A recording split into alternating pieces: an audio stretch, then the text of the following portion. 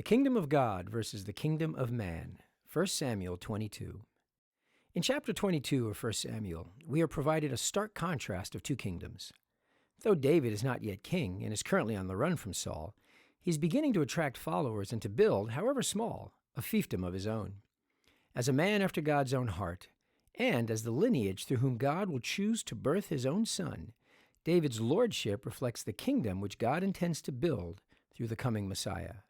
Quote, "And everyone who was in distress, and everyone who was in debt, and everyone who was bitter in soul gathered to him, and he became commander over them."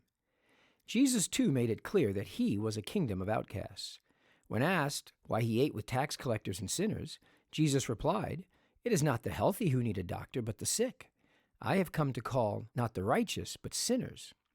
Like those who gathered around David and would be used by God to create the greatest kingdom Israel has known, it is those who recognize their brokenness and see themselves as outcasts from society who will come to Jesus, that they may be saved and participate in the greatest kingdom of which history can conceive. We are given a stark contrast in chapter 22 of David's burgeoning kingdom against the backdrop of Saul's deteriorating kingdom, and as a result, Saul's grasp on reality. Saul is anxious, fearful, and paranoid. He believes everyone, including his own son, and everyone in his cabinet is plotting against him and seeking to put David on the throne.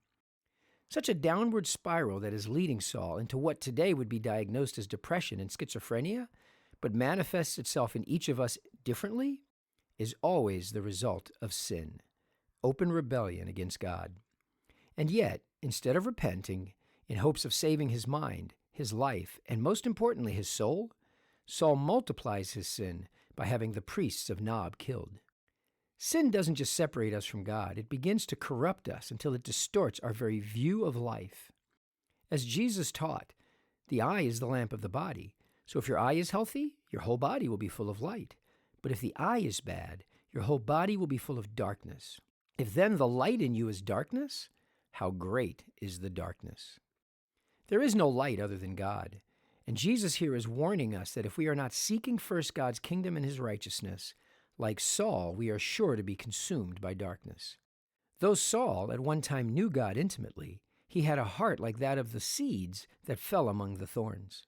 In Jesus' famous parable of the sower, he was like those who, quote, "who hear the word, but the cares of the world and the deceitfulness of riches and the desire for other things enter in and choke the word, and it proves unfruitful."